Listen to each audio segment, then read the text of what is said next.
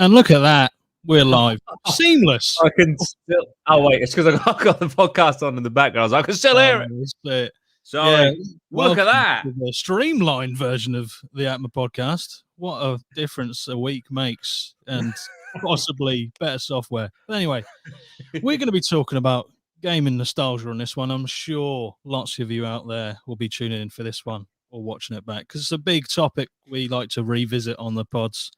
But yeah, before we go any further, how are you guys doing? Yeah, good. Not too bad. It's been an all right week. Yeah, what have you been up to? Okay, I put a Danny DeVito wig on Lob Bazaar and a Knicks fan glove, so he's now a Danny DeVito alien Knicks fan. I mean, it does give him a bit more pizzazz. Yeah, a bit more pizzazz, a bit more culture somehow. Yeah, a bit with more personality. A finger on. Yeah. Well, I just thought, fuck it, let's do something that we all love. You know what I mean? Gaming. We've got lots of memories, I'm sure, stories, I'm sure we'll tell. But I thought we'd just pick like a list of games or talk about a list of games that we all loved or we all had memories of and nostalgia around and just talk about them. So I think a lot of people, like I said before, a lot of people who watch the channel are interested in it. And especially, I'd say like the gaming and like the 90s nostalgia we did, like the Pokemon cards and stuff. And even the one we did about playing out, like going outside and playing, that was resonated a lot with people. So I just thought it was a good one to do. So I thought I'd take, the first one, and I'm sure I know, Jordan, you've played this game. I don't know about Dan, but my first one's Metal Gear Solid. Oh, nice. Specifically, I think we've probably already talked about it before. Psycho Mantis, the boss battle. That was like revolutionary. Yeah, I mean, it made you believe your PlayStation was broken. Yeah, you actually thought, Mum, I've completely trashed this place. Yeah. What did it do? It was so weird. I mean, it did something that it didn't happen to me because I didn't have anything on my memory card at the time. But it would essentially read your memory card. So in the boss fight, the boss will be telling you the games that you've played, and it's like, what the fuck? And then it says does it say like it's deleting it or something like that? I think. And then in order to beat the boss, you have to like switch your memory cards round and stuff. It's mental. Yeah. It's absolutely. He's on hotline. It's fucking Psycho Mantis, mate. He's there. That's it. Yeah, I think it's just crazy. The one that happened to me, because I don't have anything on my memory card, so it couldn't read anything on my memory card. But the controller, that was the Giga Chad moment when I thought like my whole reality was breaking down. I thought everything was going to shit. It basically asks you to put your controller flat on the ground, and he will move it without you touching it. So using the vibration, he'll literally like put his hands to his head as if he's like doing telekinesis, and it will move the controller because you had to have a DualShock one with the vibration in it. Yeah, that's fucking cool, isn't it? And it'd move. And then what's even worse is that once that had finished and you actually enter into the combat, you can't beat him because he is reading the inputs in what you put into the controller. So every attack you like try and hit him with, he just dodges. So you have to swap. Like you have to take it out of port 1 and put it in port 2. And then you have to beat him that way. But being as a kid, I had absolutely no idea what was going on anyway. So there's no capacity within me to go like, what about if I switch the controller ports over? Yeah. So I don't think I ever beat that as a kid. I don't think I ever did. Clever, isn't it? Fair play to him. I mean, coming up with that, like on the PS1. Yeah. Like that's even was it pre-internet or internet's just starting around? I think it might have been just around, but but it's not in no one I knew had it. So to have that forethought for that is mad. No, I think they did something else at Metal Gear Solid where I can't remember which one it was. I want to say 3. I haven't played all of them, but I've heard about this. Is where there's a section in the game where you walk through like it almost looks like a swamp, like kind of river area, and every character you've killed in the game or every NPC you've killed in the game is a ghost. Yeah, and then you're haunted by them in that section. Like it's just ridiculous things like that. It's just like Yeah, I've played that. It's fucking amazing. So it's because the boss is like in the afterlife sort of type thing, and that whole boss fight is either easier or harder depending on whether you played it stealthily or if you just went all out and fucking massacred everyone. Then there'd just be so many enemies to kill because every single enemy you killed is there in the boss fight. It's brilliant. Yeah. That's clever, isn't it? It's Hideo Kojima, isn't it? He just thinks Yeah. outside the box. And also in the Psycho Mantis boss fight at random, I've got an article up here just to remind me, but at random intervals, the screen will suddenly turn black with the word Hideo appearing in the top right corner, riffing on the way the old TVs would display video when they lost signal. So Oh, you'd yeah. think that your TV has like switched out of like not HDMI because it wasn't HDMI then, but whatever it was, input 1, input 2. Yeah. So it's just literally fucking with everything. That's It's cool. brilliant. Such an incredible game. Yeah, it's just how. Yeah, Well, I think the last one was 5, wasn't it? And then they did Yeah. something really fucking weird, like zombie-ish with Metal Gear Solid. We won't count that. But yeah, the last game that I can't remember what year that came out. It was quite a while ago now, probably like 4 or 5 Phantom years. Pain, was it? Yeah, but that was good as well. But it didn't have a moment like this in it for me. But I may be just looking back at it thinking, like, what is going on? I remember just sitting there, go, I don't know what to do. Have I broke this? Have I broken the Yeah. PlayStation? Or am I like, is my whole reality destroying itself in front of me? But yeah, that's one of the things that I'll never forget about playing the game. Whether I even thought it was good or not, I'm pretty sure I did enjoy it at the time to make it that far into the game. But it's just those moments that I think back and like, that's such a pivotal moment for me. Like, I could have been playing that, not really interested in it, and just put it down. But the fact that I tried to beat it, although I didn't realize you had to swap the ports over, I did go back and beat it a while ago when they like when I got the game and figured out what to do. But yeah, it's just moments like that that I just think of resonate with a lot of people who might not even been able to complete at the time. They go, "What the fuck? Yeah. Even Yeah. think of that? I think Why as well would you then, like I don't play too much games anymore because they're quite. I've done a few, but they're just very, very long. But like back then, you're almost on a journey from because I mean I go back to like I remember getting my Atari for Christmas. Yeah.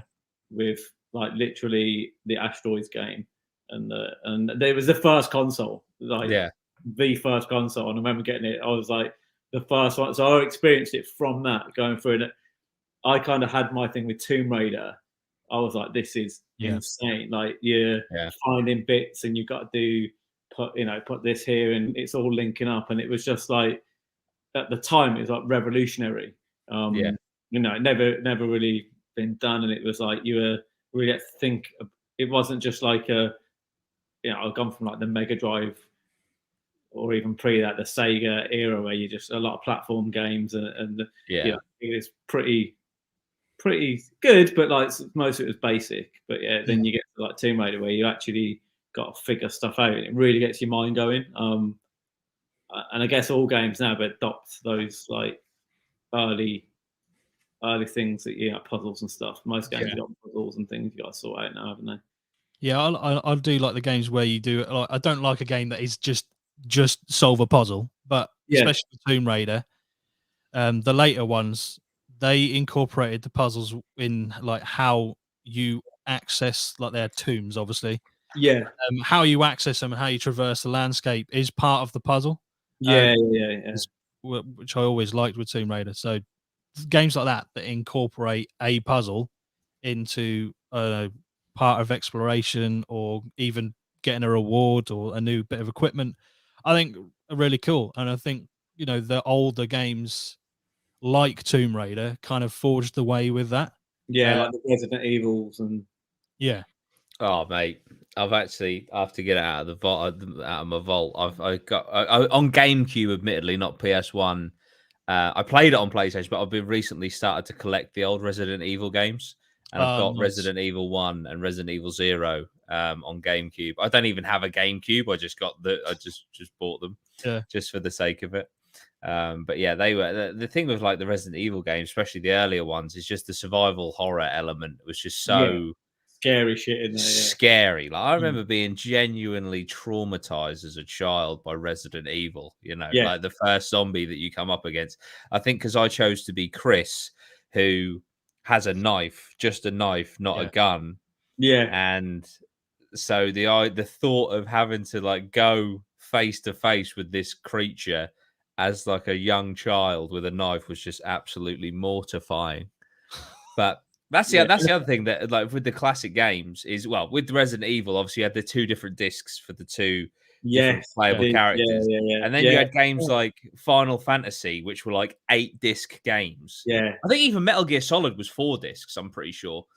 But yeah, I think so. Yeah, just the idea now. I mean, you look at like a new Call of Duty, and it's like 150 gig off the bat. But just the idea of, you know, having multiple discs for a game that probably now is under a gig, to be honest. You know, it is crazy. The probably start page for Call of Duty, just without even doing anything, more data in than fucking the catalog of like 20 Mega Drive games. Yeah, isn't it? It's crazy. It is crazy.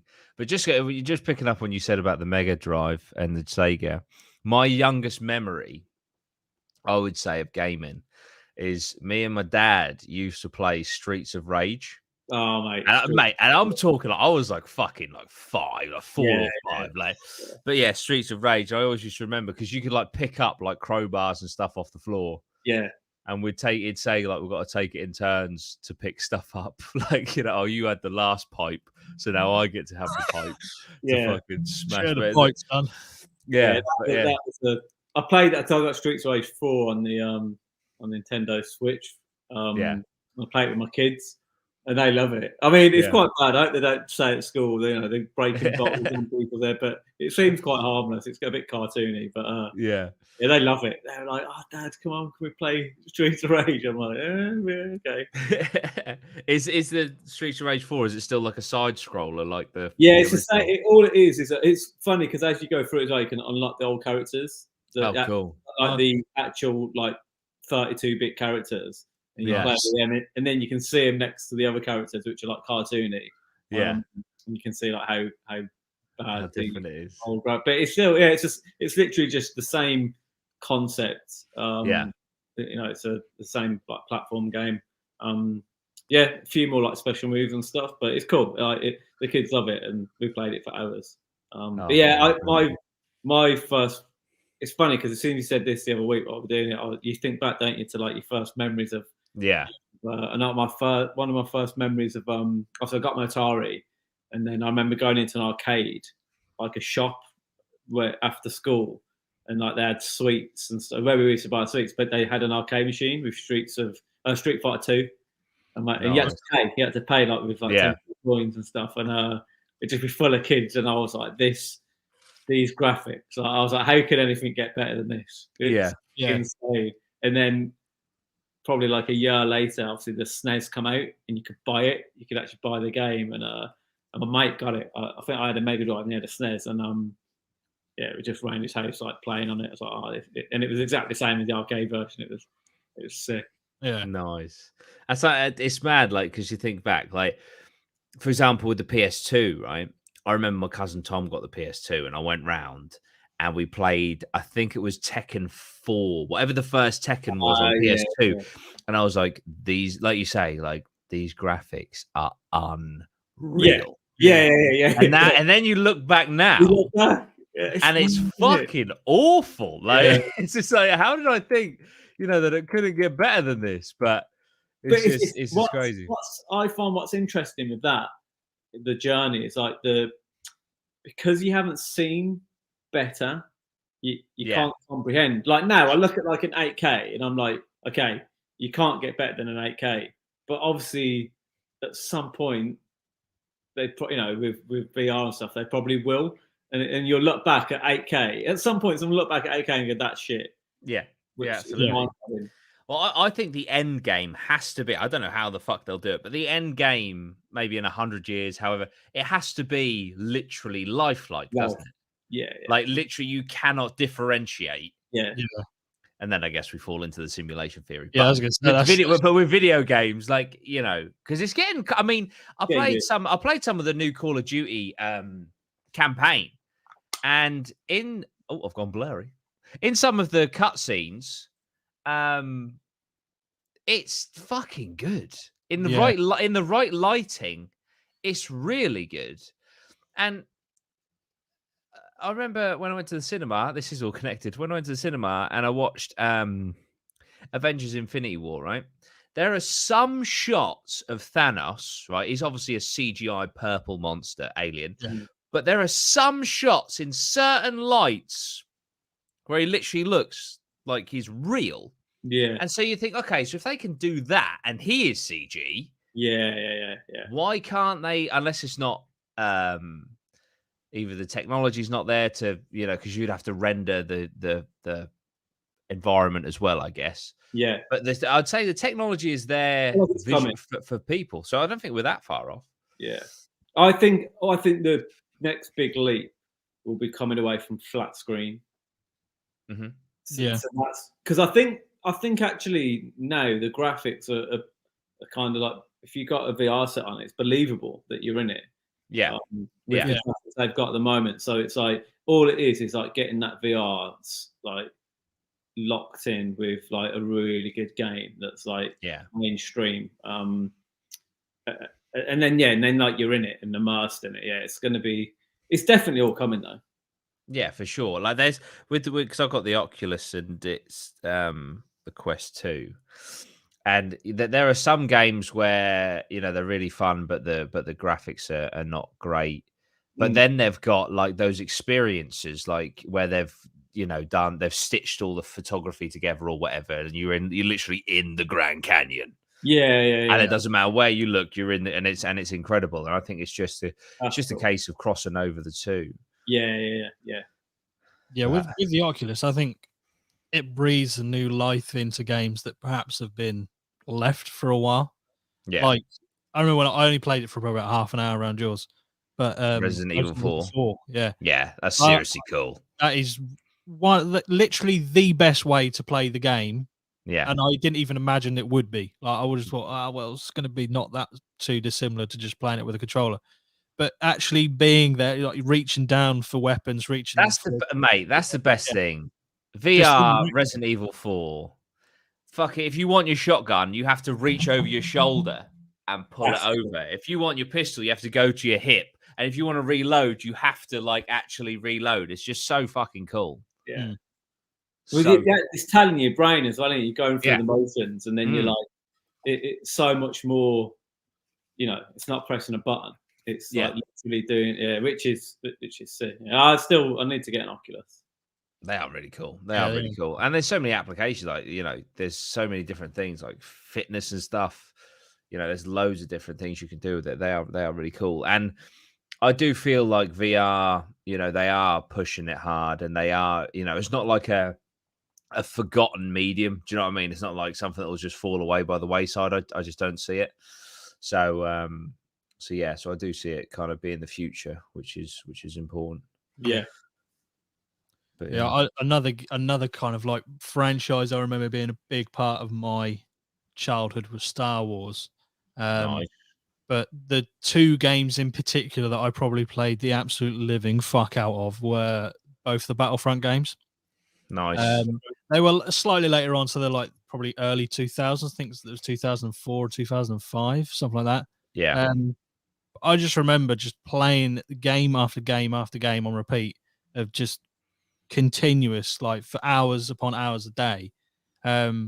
Star Wars Battlefront, and I think that was kind of what solidified the interest in Star Wars for me, was that game. Like, I'd watched the films. I obviously being, I can't remember how old I would have been. Like, I probably would have been about 10, 11.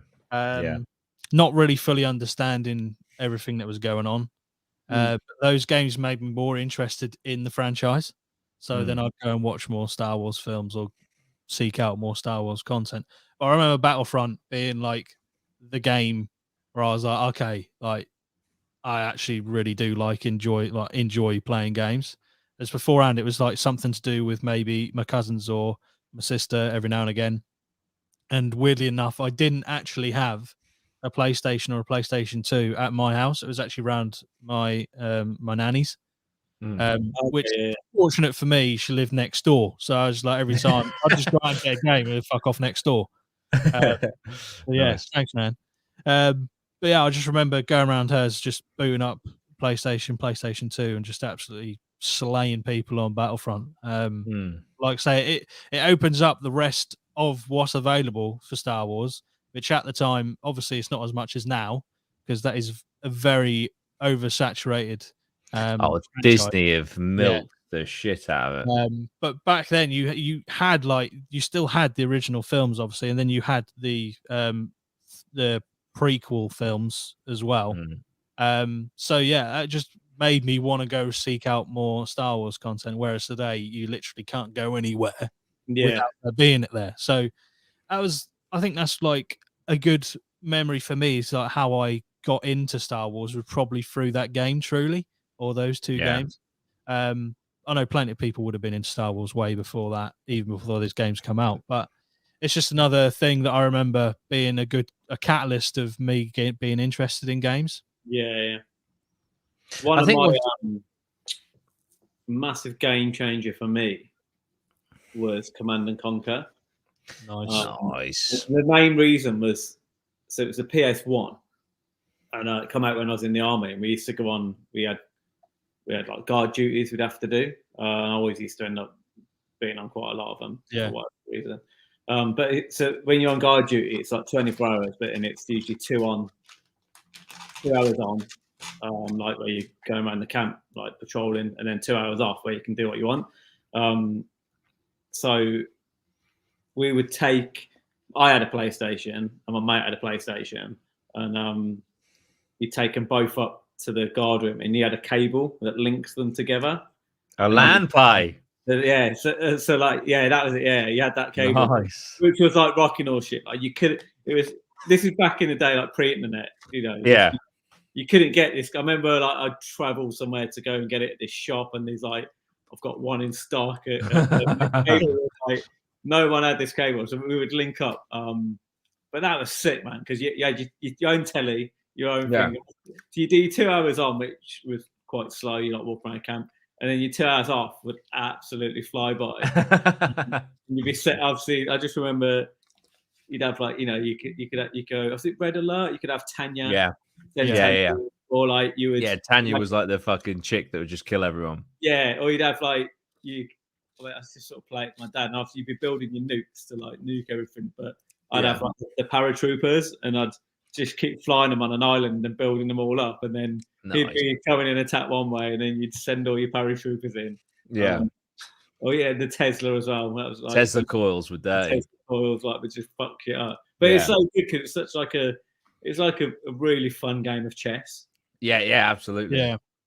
I am. Funnily enough, I've been playing that recently because mine and Lozzy's friend Dan, he got a PC for like, he's always been console, and he got a PC, and he used to play Command and Conquer back in the days, and we found it on Steam, and we played hours, man, recently, and what we'd literally do is we'd have me and him on the same team, and then 3 or 4 AI teams. Right. And then I found a strategy, right? So Dan really liked building like ground infantry, like massive armies, right? And I thought, okay, I'll just build a shit ton of helicopters. Right. So I'd go in by air and just like fuck up all the builders, then come out, and then he'd just go in with the army and then just clear everyone out. It was brilliant. Building complete. Like, it was something ready, weren't it? Like units ready. Yeah. But I used to crash the PlayStation out because it couldn't handle the amount, of like stuff that we had, and you'd move, and it would just like it just didn't have the capability to like control all your force going forward. And it just like out. Yeah. Dear me. But yeah, now Command and Conquer is fantastic game. Fantastic. And I had it originally on the PlayStation.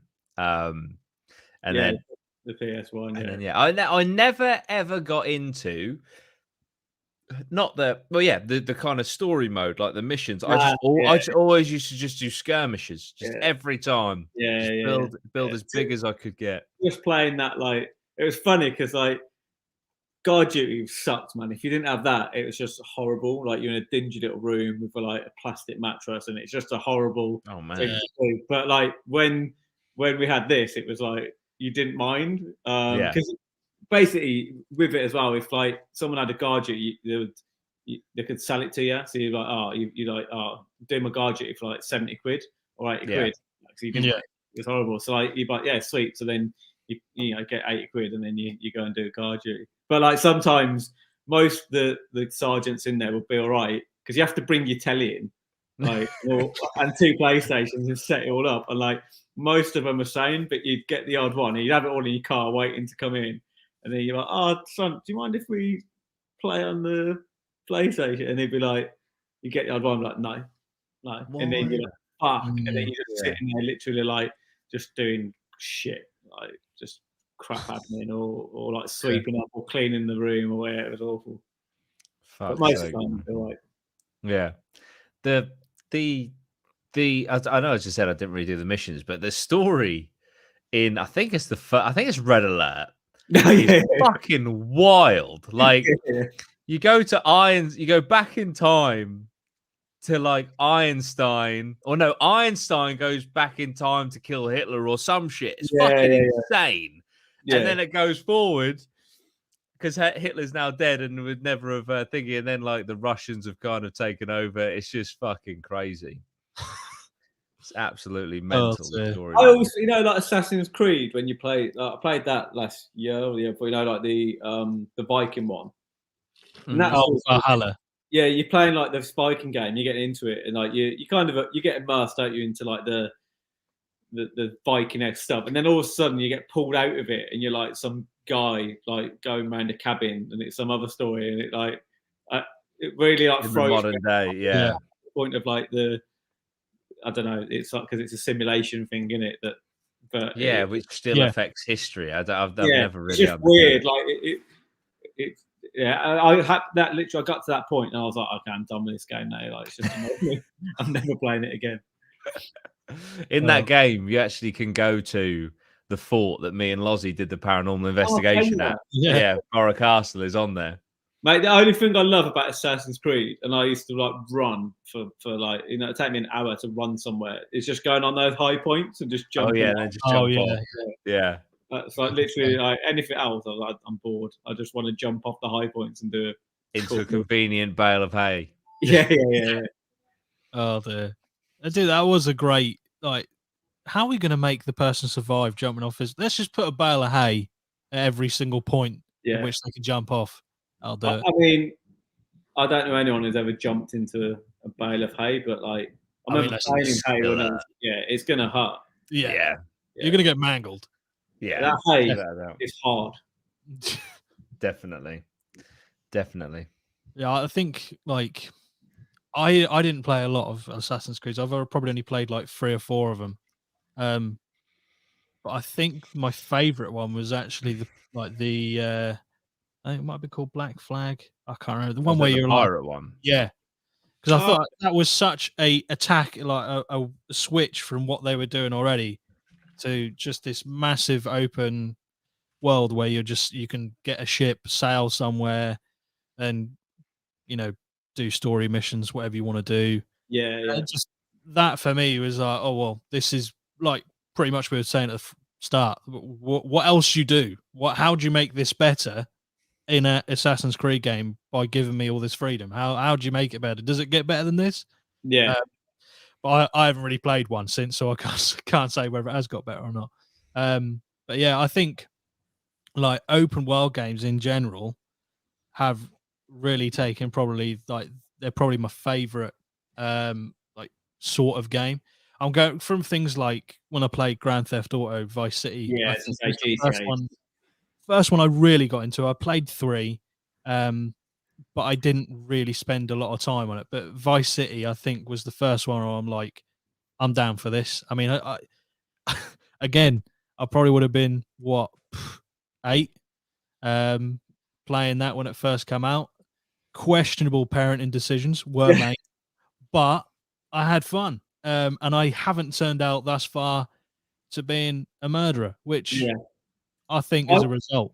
I remember the original GTAs with the bird's eye view with the cars. Top down, yeah. And so I used to play those, and I started on the first one and like progressed, and like they were getting better and better. And then I just remember I had a magazine. Can't remember what the magazine was called, but like you buy, you get your monthly magazine, and I bought this one. And it's like the next GTA is going to be like, it's not going to be in the car; it's going to be the person. Yeah. And I was like, my mind was like blown. I was like, what? There's going to be a person walking around, like, and I was just, and he can get into a car, and I was, you're not like a little dot running around getting into it. Yeah, and that leap was like, it was massive, and I was like, oh, yeah, it was it was epic, man.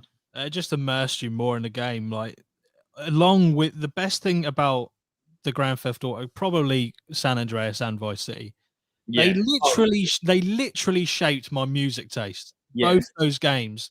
I love 80s music. 80s and 90s are probably my two favorite genres or eras of music.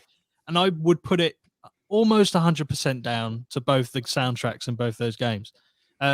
Because you had like all the sort of the heavy metal, the rock of the 80s, and all the disco pop and all that sort of stuff.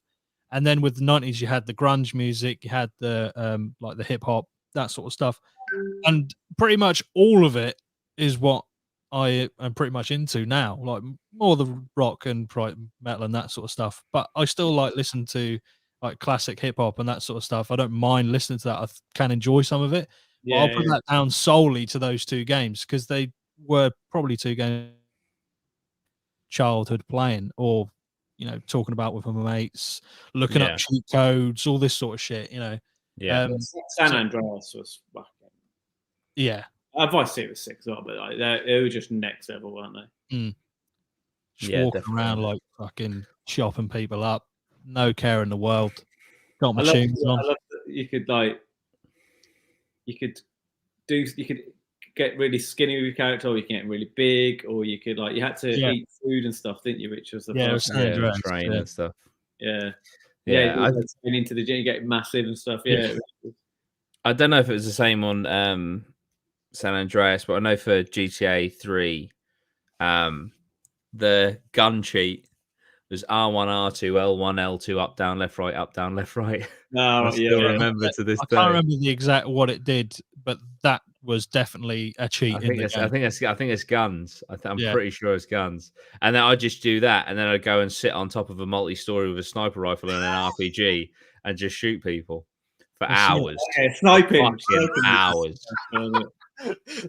Just your mum comes in. So what are you doing on the game? Same thing I was 4 hours ago. I see the PlayStation. I had the PlayStation at my dad's, and he walked in once. My little sister says 7 years between us, so she was probably like 6. I'd say maybe 5 or 6, and I'm just sat there playing GTA, killing a lady of the night with a crowbar. With my 5-year-old sister just sat next to me watching, and that's quite funny. Yeah. But when you talk about music being shaped, for me, without a doubt, it was Guitar Hero 3. I was into like Eminem. I still do like rap music, but I was into like Eminem. D12 was a big one. Yeah, all stuff like that. And then Guitar Hero 3 came along, and then that's what's really shaped me to like rock and metal music without a doubt. Without a doubt. But I'll never forget, I took my Guitar Hero 3 round to my mate Ash's and introduced him to the game, and then he completed it before me because he went out and got it, and it really pissed me off. Savage. So I was like, I introduced you to this game, and you had the audacity to be better at it than me.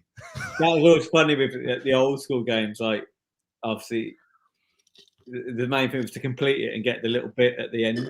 And then but you'd get your mate do it first and tell you and spoil it, and you'd be like, oh, you'd hear, there'd be like an urban myth going around, I complete this and this happens, and you'd be like, I've got to get to the end. Yeah, no.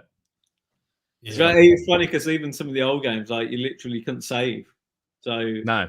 I remember leaving my Mega Drive on overnight, or even it might have been my Master System, I remember leaving it on all overnight so I could wake up the next morning, and I'd be like, "Mum, do not turn it off." Like, mate, imagine that now. It'd be cost like £3 in electric. Yeah, isn't it? Yeah. Oh, that's very, very true. Yeah, the invention of the memory card. I'll rate that. Yeah, that's very big, very big. Because I also remember, because I think there was, I don't know, I'm pretty sure it doesn't go anymore, but you mentioned a magazine where it'd have like news, and I would regularly, not every week, but pretty much like at least once a month, buy a magazine for either Xbox or PlayStation, and you'd have the demo discs inside. Yeah. They were cool. I don't know if there was a demo for Vice City on one of the discs. I think there was. I remember playing that, and obviously you couldn't save anything, so you just boot it up and you play, and then it just end after like, I think it was like, I don't know how long it lasted for, but I was just like, oh, if only I could start from where I left off. And I was like, it does exist. It's called a memory card. Shit. Yeah. That playing Vice City, and I also, my first exposure to like properly playing a sports game was Pro Evo on the demo disc. Yeah, mate. Where all the players' names are not their names, and all the team names are not the team names. So you're playing as like Manchester Red or Merseyside Red. Yeah. You're playing with people that are called like Girard and fucking. Like the immersion wasn't there.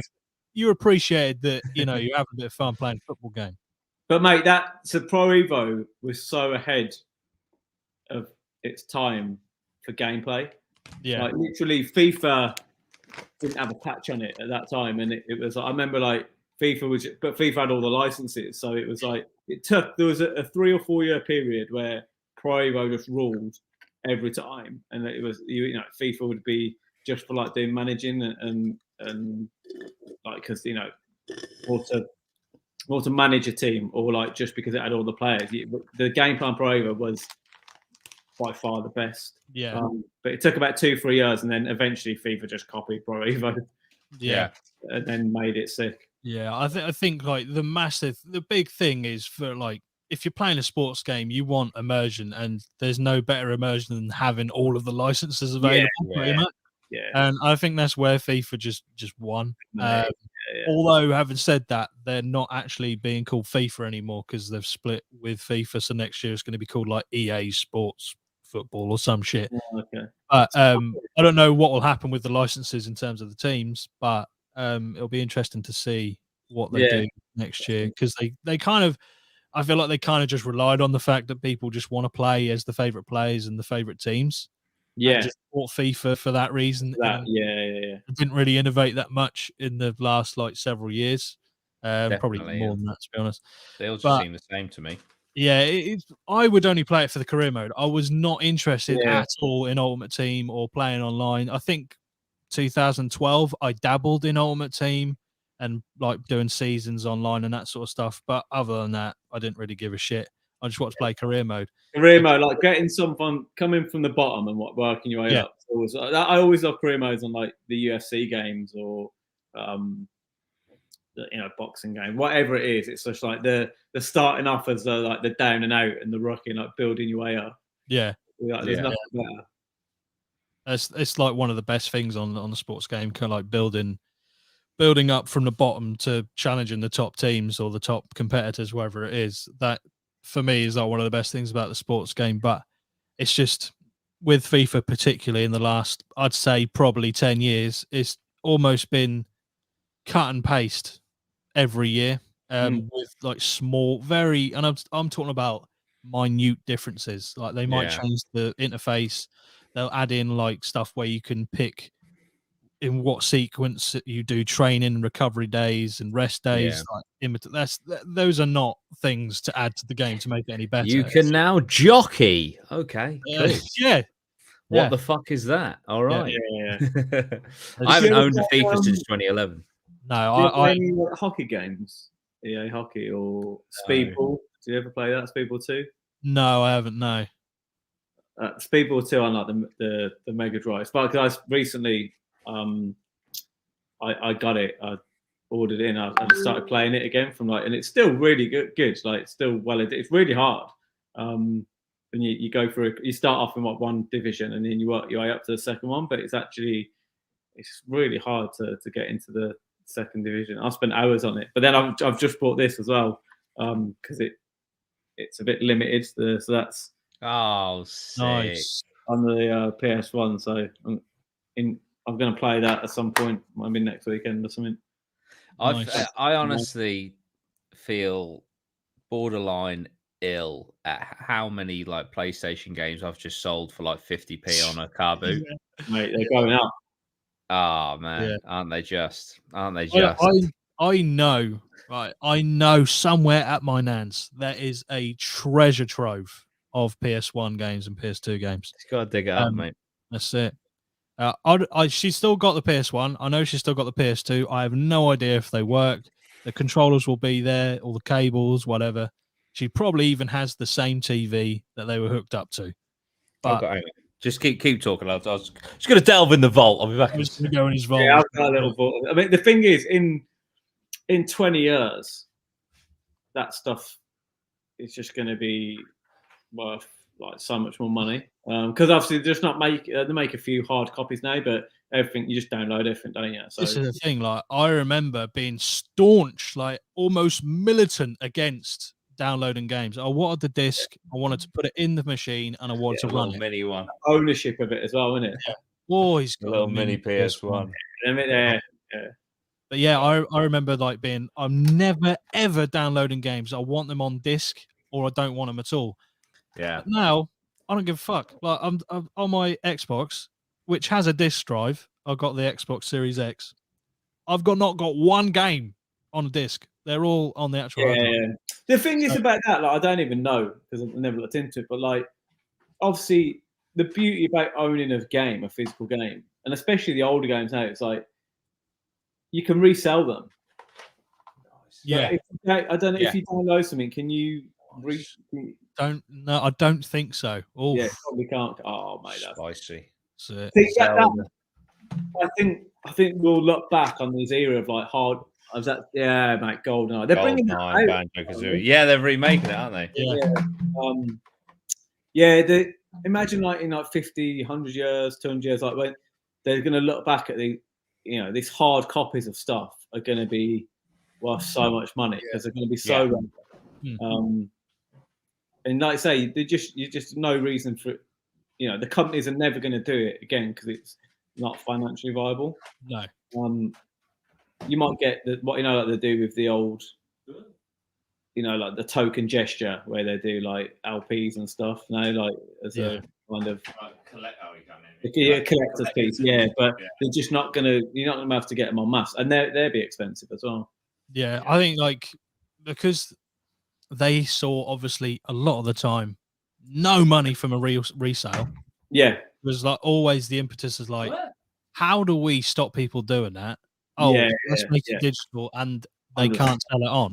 It's business-wise for them. It's perfect. And it also means if you've got any old games and stuff, you just hold on to them. Like in time, they're going to just be worth so much money because even VHSs are going up.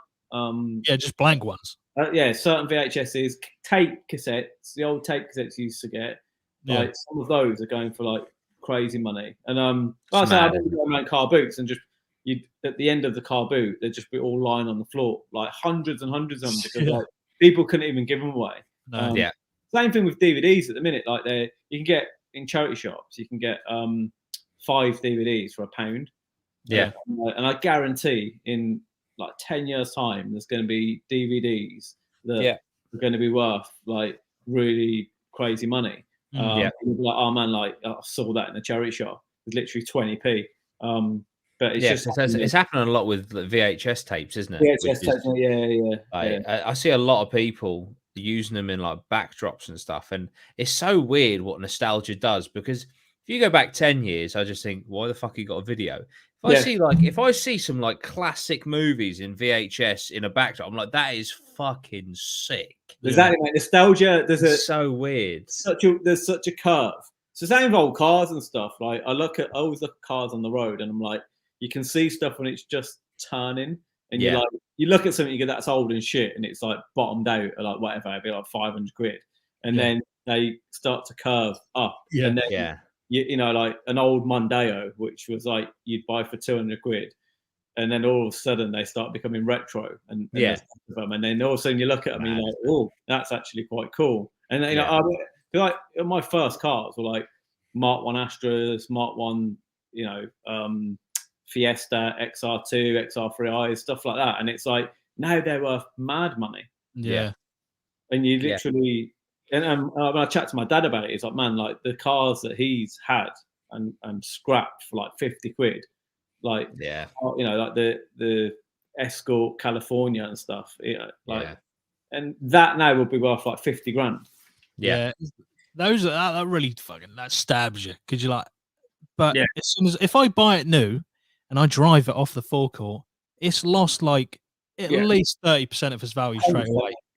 But if I wait until all the components are fucking rusted to fuck, 40, 50 years, it's worth exponentially more. It makes no sense, but when you add in nostalgia, you know, and add in the fact that obviously over time people are just fucking scrapping them. Cars. Oh my god! Sorry, just because you're talking about cars, my dad said, "Oh, you know, when I was like in my early 20s, he was like, when I was your age, I had a Ford Escort RS 2000 Mark 1, right? Yeah, I've just looked; they sell for 50 grand. Yeah, mate, same the Cosworths, like some of the Cosworths, 100 grand. Jesus, fucking hell! I might add an RS Cosworth, like 58 grand. Oh my god! I'm gonna tell him after that. I'm gonna give him a call. Right, you know, you had that RS 2000 you absolutely loved. Yeah, they're selling for 50 to 60 grand now. That's the thing with cars. The tricky thing with cars is like they're big and they're hard to like store somewhere where they. So like that's why, you know, it's a big thing to keep, which is why they go up so much. Like if you've got space to keep an old car, like, and you get a classic now, like you just sit on it and they're just going to keep going up and up in value. But it's just having the space to do it.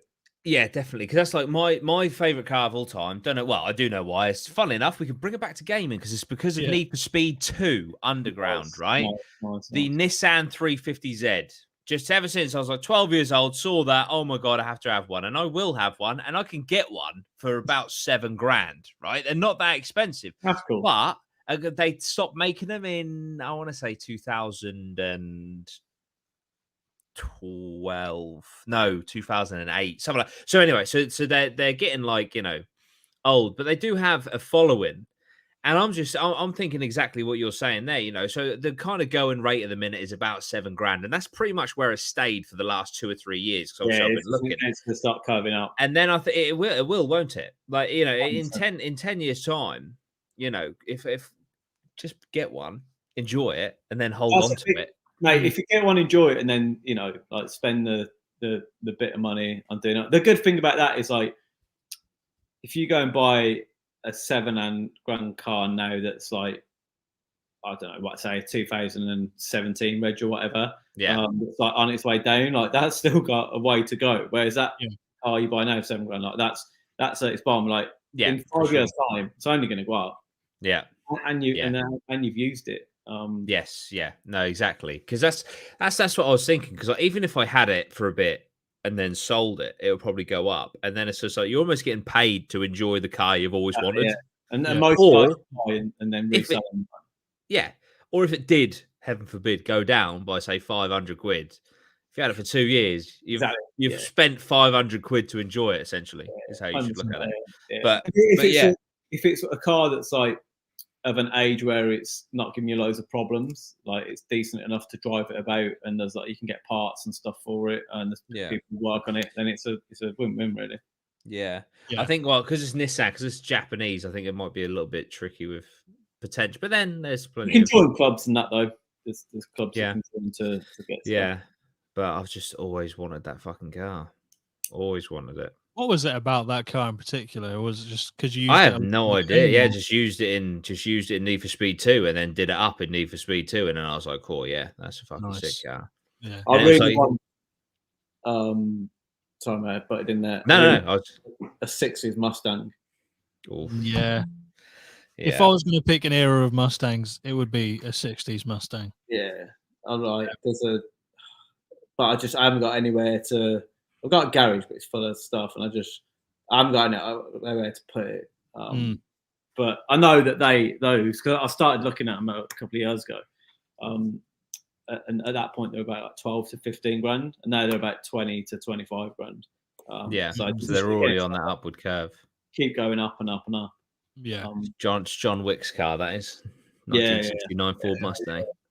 The guy at Power has a really nice one. Nice.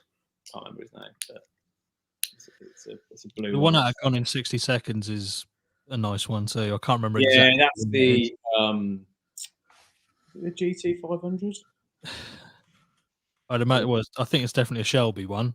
Yeah, it's the Shelby. Literally, you type in Gone in 60 Seconds, the first thing that comes up is the Mustang. Yeah, the Shelbys. The Shelbys are like the fucking creme de la creme. Yeah. Is it? So apparently, in the original film, yeah. So sorry. So it was a 1967 Ford Mustang GT Fastback with a custom body kit to look like the Mustang Shelby GT500. Right. Okay.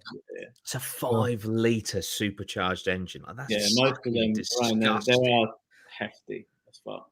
Yeah. But they're just cool. I've driven a couple because we've hired them out for like photo shoots in the past. I mean, they're awful to drive compared to a new car. Yeah. But they're just fucking meaty and cool. Yeah. And they just look cool as fuck. Yeah. Yeah. I did I did one of those. I think I told you guys. I probably sent pictures into the group chat. I did one of them supercar day things like in the summer this year. Yeah. And man, I drove a Aston Martin, a Ferrari, a Lamborghini, and a Nissan fucking GTR. Nice. And mate, the GTR just fucking wiped the floor with them. Like it was fucking it was disgusting. It was disgusting.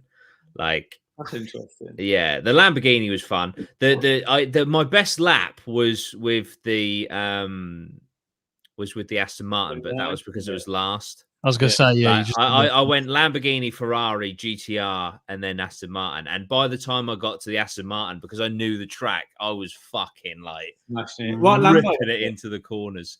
It was a Murcielago. Okay. And what do you know the Ferrari? I want to say a F550, I think, if that is a car. but yeah. How much was the day?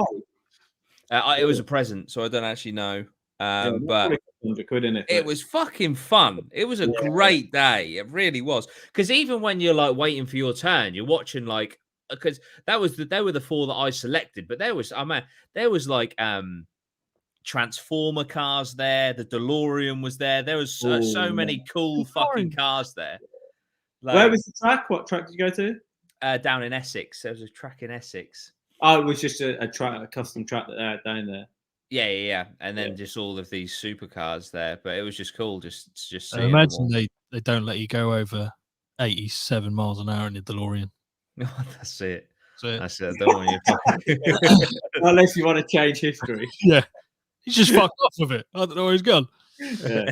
Did they do any like training with you, or did they just like let you go in the cars and drive straight away? Yeah, literally you hand in your fucking driver's license, you sign the insurance waiver, and then off you go. Oh, just drive it on your own? No, there is someone in the seat with you. I was gonna say,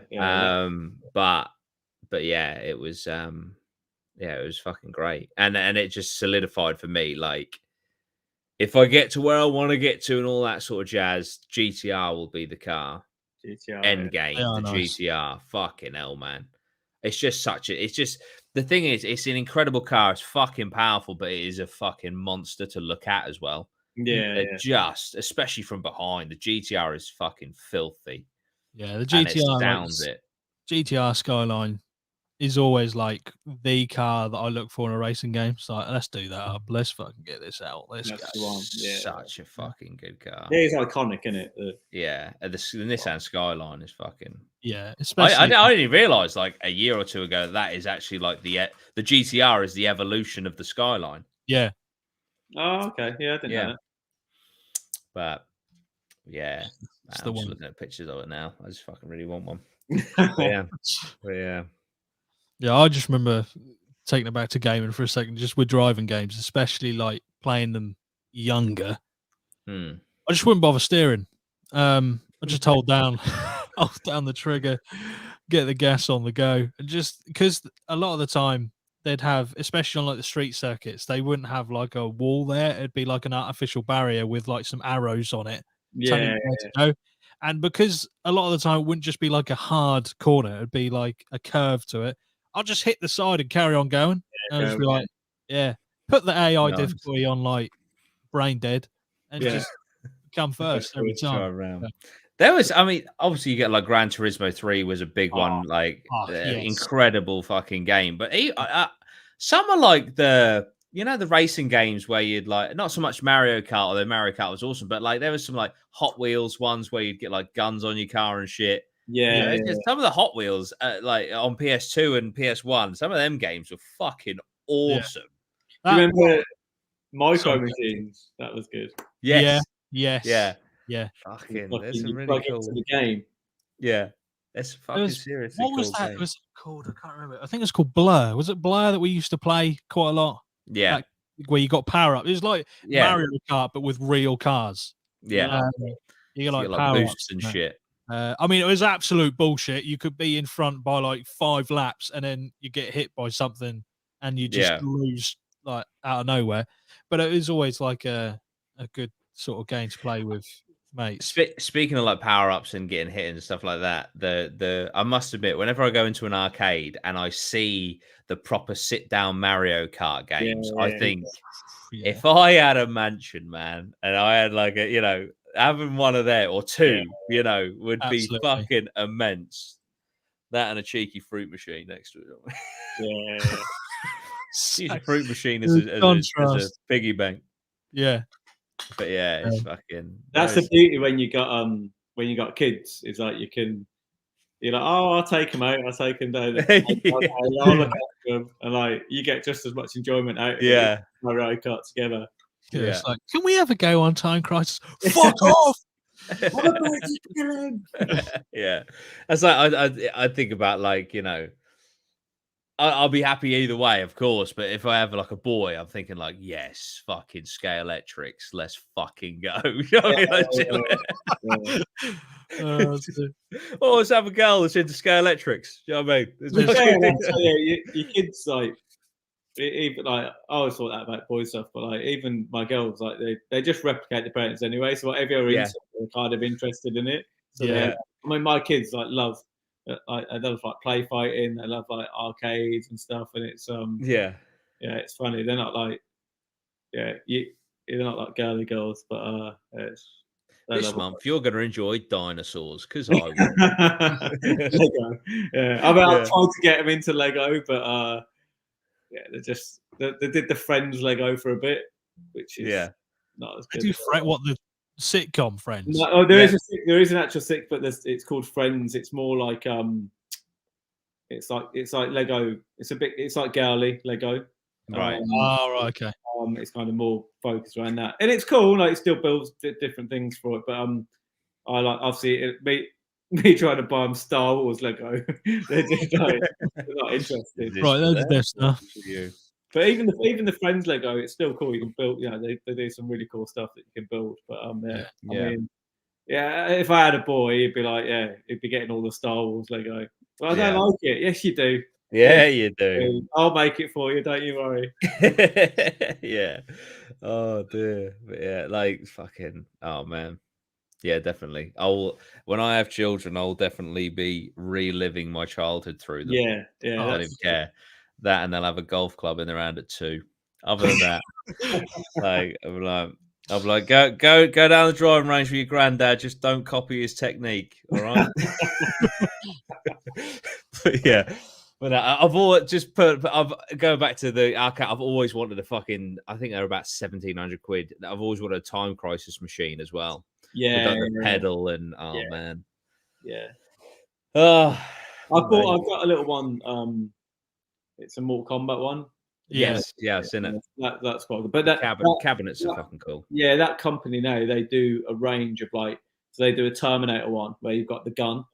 Oh, sick! Oh, nice. They're starting to like come into like because the trouble with the older ones is that I think if they break, they're a bit hard to fix, and obviously they haven't got like much. But the new ones, if you get a gun with it, you can have like 4 or 5 games that's already preloaded on it. So yeah, they do a range. Awesome. One-off arcades, I think they're called. Nice. One-off arcades, nice. Have to get sponsorship Yeah, going. Yeah. Another one I remember just specifically the arcades. Although I don't know if they released this as a game on consoles, the House of the Dead ones. Yes, they did. They did release it on console. Yeah, I've never played it on console, so I don't even know, because obviously you have the gun physically in your hand. Yeah, the arcade, so it's probably a lot different on console. Yeah, it's basically the left analog stick controls the aim. Yeah. See, that's just I had House of the Dead 3. Nice On Xbox. That was quite cool. What was the one where you had an Uzi in the arcades? I think that was 4. Nice. Every sort of like each one, you went like pistol to machine gun to shotgun to Uzi. Yeah. Some of those games in there are sick, like with all the guns and stuff. Yeah, they're just expensive though. Like you put it's like £2 a go, and then like you get literally a minute on there, and you're like, and then your kids want to go, and then you've got I just spent £20, and we've been in there 5 minutes. Yeah, and I'm 99% sure, unless I'm just shit, there are certain like you can't beat them. Like scripted moments where you will lose a life. It's like, what the fuck is this? Like, you bastards. Yeah. But certainly back. Arcade games are sweet. Yeah, if I had a kid and they wanted to have a go, and I'm like fucking deep into like the psyche of trying to beat this House of Dead game, I'll just give him a quid and go on 2p pushes. You know, fuck off. I'm doing this. All right. There was I've not seen it for a while, but there was a sniper game in the arcade, and it had the sniper gun, and so basically you had your screen, and then you had your sniper gun. So you look through the scope, and then it would zoom in for you. No. Right. Like and you pick people up. That was really cool. It's like you put a couple of quid in, and you'd be on there a while. But it's quite rare. I haven't seen one for a while. Yeah, I've never seen that before, to be honest.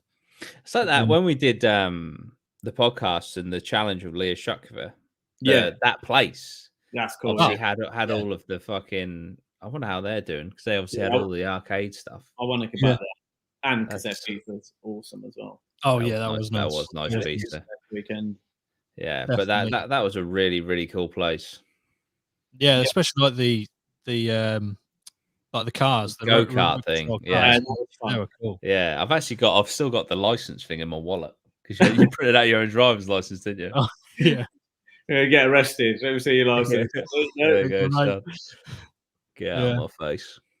Well, what I think we'll do for the last 10 minutes, which I think we'll do for most of the podcasts that we try and do, the live Throw it to the chat. Give a Q&A, and look at. I'm going to put something quite slick on the screen right now. Ready? It's the Q&A section.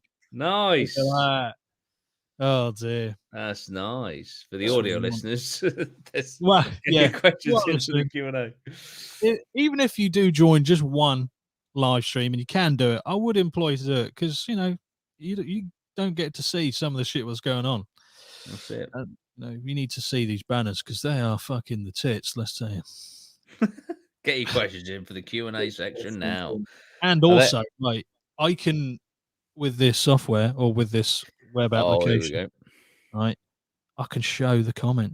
Oh shit, Lozzy! Look at What's your favorite retro console? He's gone interactive. That's it. JGL. So you see their face and everything. That's it, right? That's a man, that's a great question. Towards their profile picture, but there we go. That's a great what's question. your favorite retro console, guys? Oh man, how far back is retro? I would consider anything like. Let's put some parameters. At this point, pre-2000. Yeah. Okay, pre-2000. Okay, that's made it a lot easier. Okay, cool.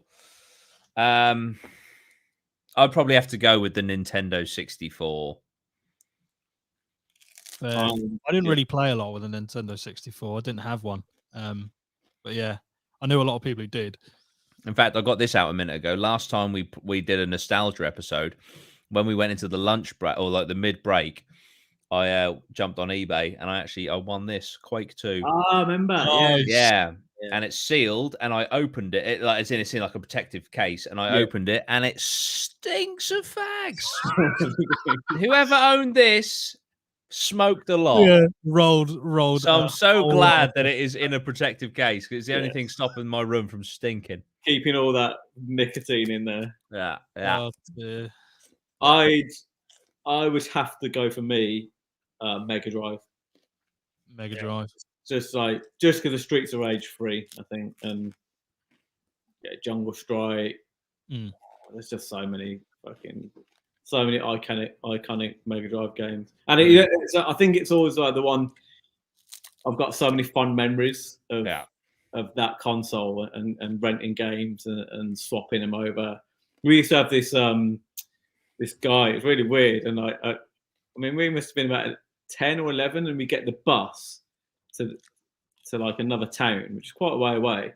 And it'd be this guy, and he was a man, basically a Chinese man, and you'd go in his house, and he had a shelf, and he had all the games on the shelf, and like we had them all in order, like the new games, and each level was like £2, so like you could take your game, and then if you wanted like a game up there, you'd pay like £2, it'd be like, oh, that's £6, and you could level up and swap the game up and that. And this is an entirely home venture. Just done it from home, and like it'd be like £2, and it's just funny, like a side hustle going on. Yeah. Would you have to play the games at his house? No. He just like he had access to like all the new games, but you could like swap your games up. So like you take a game up, play it for a while, and you pay like £6 or £10, and then you get a game at like the top. Obviously, the top shelf was all the best new games. Yeah. But it's just funny, like if my kid was like, "Oh, I need to go around this I need to go around this random man's house, give him some money, like he's got games and that," you'd be like, "Oh yeah, I bet he has." No chance. But we always stick around. It was fine. He just robbed from Blockbusters every week. he had something going on, mate. He had some scam going on somewhere. Yeah, that's fucking funny. What's your favorite retro console, Loz? I'm gonna have. It's just the first one I really had a lot of exposure to was probably the PS1. Yeah. I sort of like played Circuit Breakers, Spyro. I played the shit out of Spyro. Yeah. It would have been Metal Gear Solid. Gran Turismo. Yeah, Metal Gear Solid. Yeah, it's just Worms. Oh, definitely Worms. Yeah. Definitely Worms. Another good one. Yeah. Yeah, well, thanks for your question. Yeah, and thanks for being on the screen. Yeah, thanks for being on the screen. It's the little things in life. Yeah. This one, I picked this one. No face. I was going to mention this, but I didn't know if anyone else actually played it. Vaguely. Yeah, it was like a London, it was based in London. And it was an actual, not a copy of London, but pretty much. It mapped the city. Yeah, mapped like the big part of the city. And it was literally like, they did a video of it, probably like a year ago, where a cab driver played the game, and he was like, I recognize this. I'm literally going the route I would go when I pick people up to take them to places. It's really strange. But I remember playing that. I don't know when it came out, but it would have been, I think it was a PS2 game. Have a look. Would have been early. And it's a good game. It was a good game. I mean, again, I'm so young, I don't know what I'm doing. So I probably wouldn't have progressed that far in it. All I just remember was from the get-go, it was like 2002. F words everywhere. Like, fuck this, fuck that. And my mum came in and said, "What are you playing?" It's like, you were 8. Yeah. I was like, "What are you playing?" It's like, "I'm playing The Getaway, Mum. It's a good game." Well, I'm fucking doing a job. I'm learning how to fucking build my career up as a gangster. You know what I mean? Fuck off. Fuck off, you mug. Right, you're not playing that game, you banned. I want them to remake that game. If they could probably not that much in it for them, like in terms of revenue, but I would buy it. Mate, that's nostalgia. Get me there. Searching high and low for Speedball 2, a remake, and there is one, but it's like on an app somewhere. And I've been trying to get it, but I can't figure out how to do it. So there's a Speedball 2 remake, which looks sick. So that's why I got that. Nice. Well, thanks for your question. No name and no face. That's Yeah. very There cool. you go. Very cool. This one, I'm sure we've probably answered before, but we'll put it on screen now. Oh, this What's your favourite changes game of all all time? the time. Mine's probably set in stone for quite a while until anything else comes that just absolutely smashes it. I've said it before. I'll say it again. Fallout New Vegas. So it's You been. got I've quite said a it. lot of Fallout stuff on the back there. I know. Ironically, none of it from Fallout New Vegas, but Oh, there you go. There you go. I'll probably say, based on the fact I've played it for so long and I'm back into playing it again, I'll probably have to say World of Warcraft. I think. Oh, nice. Just can't let it go. That and the fact that you forgot to cancel the subscription. That, yeah, a 6-month subscription roll over. And I was like, well, I better play it. And now I'm hooked again. Yeah. It's tricky. And I'm going to, because I've been recently playing it, and I'm going to say it, but with potential. So if Speedball 2 could be remade now, the classic with all the extra bits and different levels, and I'd go for that because I love that game. It's like, it's sick. Nice. I'll let you know how I get on with my new Speedball 2100. Let's go. That's it. One. Nice. Another question from Haas. Oh, of course. Please tell me you've played Abe's Odyssey. Okay. I have. Big Again, one on the PlayStation. Literally no idea what's going on. I wasn't a massive platformer fan, but I did enjoy it. Like, I remember it fondly, so it's not like it was. I thought it was shit. I obviously enjoyed Abe's Odyssey is amazing. Yeah. What did you have to do? Collect? Do you have to collect something, or? I never got that far. But you had to like escape, didn't you? Yeah, you're like a little alien whose like race had been enslaved, and you had to like kind of free all of your little mates and right, like, a bit like Aliens on the Mega Drive, Alien 3. You go around collecting your people. Yeah, all I remember from that was that some of the enemy types looked like droidicas from Star Wars. That's it. And yeah, that's it. You're like, this is Battlefront 2. This Battlefront 2's become a platformer. It's dead. Oh dear. Yeah, well, thanks for your question. I'll put another couple up on the screen. This is amazing. It literally just makes it so easy. Yeah, it's cool. I like this. Yeah. What's your favourite pod episode been so far? This one. No, that's it. That's it. It's always the next one. Yeah, next one. Wait till next week. Honestly. Oh wow. That's so difficult. We've literally done almost 100. So yeah. Fucking hell. Fucking hell. I mean, I really like the ex-prison guard one with. That was a lot of fun. Yeah, that was very, very interesting. With very Michael. Interesting. Yeah, Michael, who's honestly probably one of the best storytellers going. He's got that husky voice, hasn't he? Yeah, he sounds like Sean Dyche, but Sean Dyche that you'd like to hear a story from. You know. Yeah. Mine was probably. I actually really like the first nostalgia one we did. Yeah. If we can include specials, then for me the camping was quality. Yeah, that was amazing. I really want to do camping again. The man in the tent. That's it. A man who lived in a tent for a year. Jesus. But I've been getting proper camping vibes lately. Nice. So if you're ever down for another little venture, but I love that. It was like the only negative thing about it just wasn't long enough. Obviously it was freezing. We just did a day, didn't we? Yeah, it would have been nice to have a couple of days and have some warm kit as well. Just like more like not a challenge, just actually like. But you know the venue there was cool, but like maybe somewhere a bit more like more viewpoints and stuff. Yeah, I mean the challenge for me was staying alive. Yeah. I feel like I think we're close to death, Lozzy. I'm not going to lie. Yeah, right, there was points where I was like seeing some fucking guy with a sickle outside, you know, waiting to take me. You know what I mean? Yeah. It was funny. It was fucking funny. Like your emergency Yeah, just the fact you didn't bring a sleeping bag or food. I honestly thought it was thicker. But yeah, you didn't bring food, but you brought cutlery. Yeah. That's it. I planned to bring food, but still, even if I brought the food that I planned to bring, the cutlery wouldn't help because it was Pringles. I mean, it was the fact you didn't buy a sleeping bag within your budget is one of the funniest things that I've.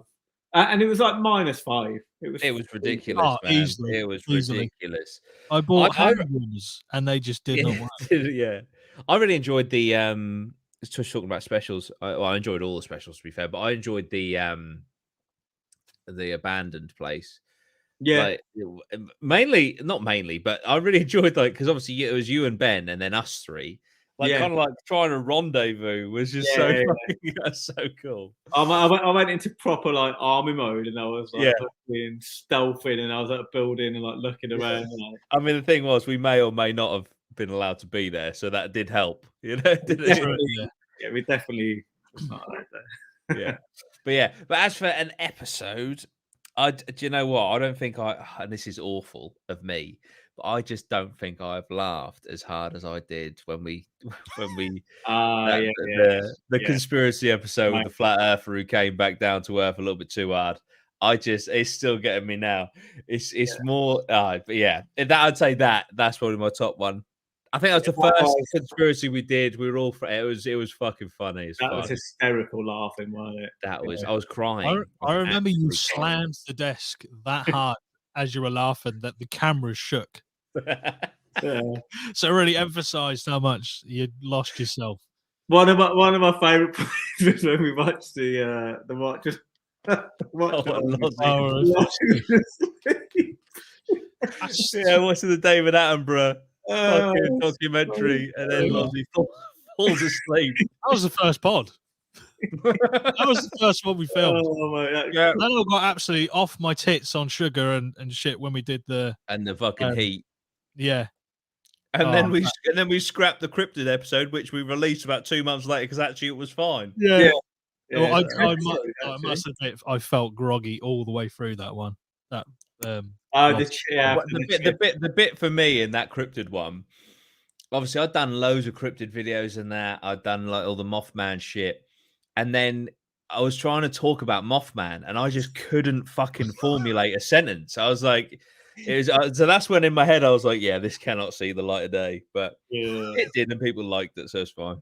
Yeah, it was a good episode. Actually, it was fun. Yeah, it's called the Lost episode or something like that. Yeah. But no, I'd say the conspiracy one for me. Fucking hell. Funny. Kind of linked into that is this question from Big P. Oh wow, favorite cryptid. Shout out Big P. Big P, legend. Favorite cryptid. I think it's got to be Mothman. Unless it brings fear into my throat when I say it. Mothman. It's got to be Mothman. I want to go to West Virginia. I want to go to their Mothman festival. I would love to go in September. That's cool. Yeah. Fuck him. That'd be awesome. I reckon that's just going to be a absolute hive of just everything going on, like people dressed up as Mothman, selling Mothman fucking gear. I tell you what, I wish we'd done, and I'm sure we could just do next year. And obviously, we're in the transition of moving and all that sort of stuff. But we missed the summer equinox, that summer festival that the pagans. You know, we spoke to the witch. She said about that summer festival at Stonehenge. I would love to just go up there, just respectfully and politely, just interview them, because I reckon some of them will probably be on some substances. And you just got to ask them questions, and then the content makes itself. Yeah. It's like, so what do you think of Stonehenge? Just fucking head down to Stonehenge for an afternoon during the, all the hippies are out and they're doing their thing. It'll be immense. I'm down. It'll be absolutely immense. Yeah, I'll do that. Yeah, Mothman, I would say. Mothman. I don't know what would be mine, to be honest. I do like Mothman. I just like the whole idea of a guy as a moth. Don't know why. It's just such a strange thought.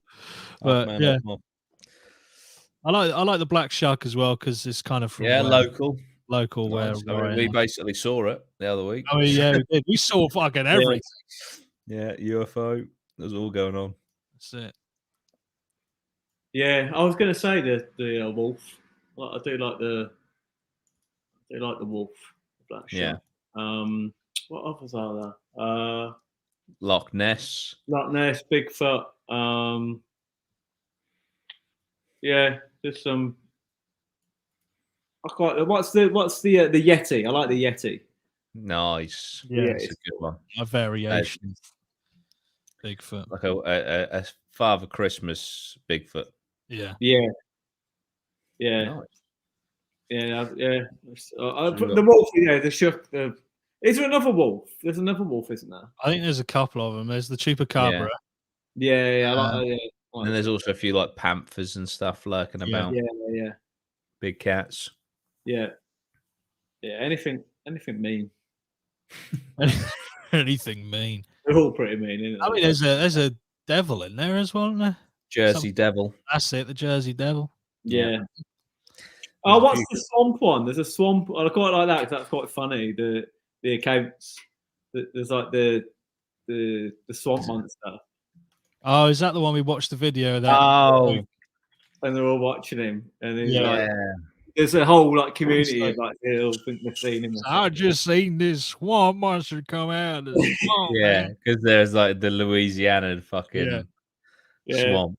They're quite cool. Yeah. Oh, We got any so many footage? cryptids. Yeah. But there you go. There's a few. Well, thanks for your question, Big P. Much. He's always in our regard. A man from Australia. That's it. Man We'll do from one more. And I'll pick this one because it relates to gaming. I'll just pick this one here because there's some illegal shit going on here with this one. Oh, yeah. Did anyone have a chipped PS2? I didn't, but I had a chipped PS1. Oh! Yeah, mate. Motherfucker. I remember, right, on the Yarmouth market, not there anymore, but there was this guy who used to sell chipped games. And I'm talking like you I know exactly who you mean as well. Yeah, he'd sell chipped games, and now like when I say a fraction of the price, I mean he's almost giving them away. Price, right? You'd go into like Game Station in Market Gates, which is like a crappy little shopping mall. You'd pay like 40, 50 quid for a game. You go down to him, and he's got it there for a $5. You know, you're like, is this game legitimate? And he just wouldn't answer you. He'd just be like, it's 5 quid. And that's what it is. You take what you want from that. So I never had a chipped console, but if it worked, I'd fucking do it.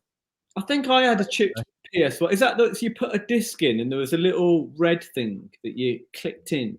I have no idea how it worked. I just on the PS1, you'd open the top bit. You put this disc in, load up, and it had this little connection thing. And then you would take that disc out, then put your other disc in, and then play it like that, and that would somehow give you. I'm not sure. I just remember. I remember very. That's probably because I felt humiliated. I remember I got a PlayStation, and then it was like, "Oh, do you want to have it chipped?" Because I know a guy that can chip your PlayStation. My mum was saying, and I was like, "Well, why don't we just get a knife and just take a chip out of it, like as in like literally chip a bit of the fucking plastic?" I was about 6. Yeah. And they're like, "No, you have to put an actual." And I was like, "Oh, fuck off." To chip the old Mega Drive games, the first Mega Drive console, sorry, you had like 2 little plastic clips on it. It's just 2 bits of plastic that stopped Japanese games going in. Yeah. Oh wow. And that's all it was. And it was like, so all my mates had like cut them because you just cut the plastic. And it's like my mum and dad wouldn't let me do it because they paid like 150 quid for it, and they're like, "No, you'll break it." And I was like, "No, I don't know how to do it." And then I did. I remember I did it.